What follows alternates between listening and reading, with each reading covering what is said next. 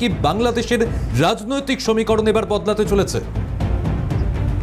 Of course এবং আপনি দু তিনটে জিনিস খুব ইম্পর্টেন্ট জিনিস যেটাকে লক্ষ্য করে দেখতে হবে। গত 2 মাস আগে অব্দি যে সিচুয়েশনটা মনে হচ্ছিল জামাতের কন্ট্রোলে বা ইউনিসের কন্ট্রোলে, সেই সিচুয়েশনটা যেই মুহূর্তে ইন্টারন্যাশনালাইজ করার চেষ্টা করা হলো, অর্থাৎ যেভাবে মানে বলতে পারেন এক ধরনের ইনভিটেশন দিয়ে ইউএস কে ভিতরে ঢুকিয়ে নেওয়া হলো, এক ধরনের চায়না এবং ভারতবর্ষের সাথে একটা বলতে পারেন ডিপ্লোম্যাটিক রিফট তৈরি করার চেষ্টা করা হলো তাদের নতুন বন্ধুকে কাছে নেওয়ার জন্য।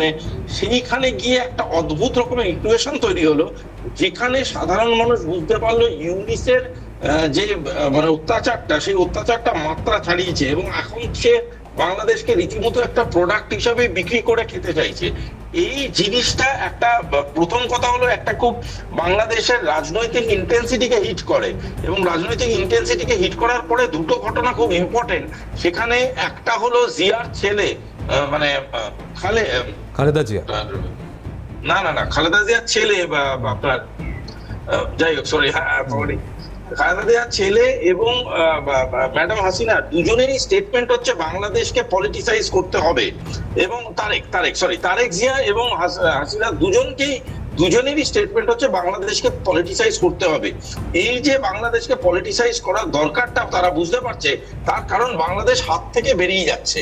এই হাত থেকে বেরিয়ে যাওয়াটা আটকানোর জন্য যখন একটা একটা করে প্রতিটা পলিটিক্যাল পার্টি নিজের এজেন্ডা নিজের ন্যারেটিভ ওয়াইজ জায়গা নিতে শুরু করেছে, অবভিয়াসলি তখন ব্যাকফুটে যেতে বাধ্য হচ্ছে ইউনিস, এই ছাত্রদল এবং জামাত। তার কারণটা হচ্ছে এদের পলিটিক্যাল সাংগঠনিক ক্ষমতা বা পলিটিক্যাল ইন্টেন্সিটি বা পলিটিক্যাল ডেপথ একদম নেই বললেই চলে। এবং ভোট ব্যাংক যদি ভোট দেয়, সেই ভোট যাবে নয় আওয়ামীর কাছে, নয় বিএনপির কাছে, নয় ন্যাশনাল পার্টির কাছে, বা নয় এমন কোন সংগঠনের কাছে যাদের পলিটিক্যাল এক্সিস্টেন্সের ডেপথ আছে। যদি কোনো নব প্রচারিত পলিটিক্যাল পার্টি মনে করে যে তারা হঠাৎ করে বাংলাদেশে ঢুকে গিয়ে তাদের ভোট ব্যাংক তৈরি করে তারা সরকার করে ফেলতে পারবে, তারা এখনো মূর্খের স্বর্গে বাস করছে। এবং আরেকটা জিনিস বুঝে রাখা দরকার, ইউনিস সব জায়গাকার কড়া নাড়িয়ে বুঝে গেছে he is not a prime ministerial candidate, neither he is a president candidate for any political party.